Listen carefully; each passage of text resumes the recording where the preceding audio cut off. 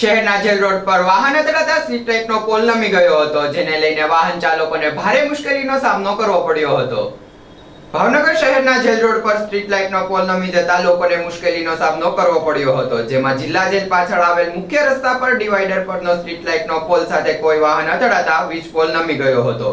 રસ્તા પર સ્ટ્રીટ લાઇટનો પોલ નમી ગયો હતો, જે રોડ પર અડચણરૂપ હોવાથી મોટા વાહન સાથે અકસ્માત થવાનો વાહન ચાલકોમાં ભય ફેલાયો હતો. કોઈ મોટો અકસ્માત સર્જાય તે પહેલા તંત્ર દ્વારા પોલ હટાવવામાં આવે તેવી માંગ કરવામાં આવી હતી.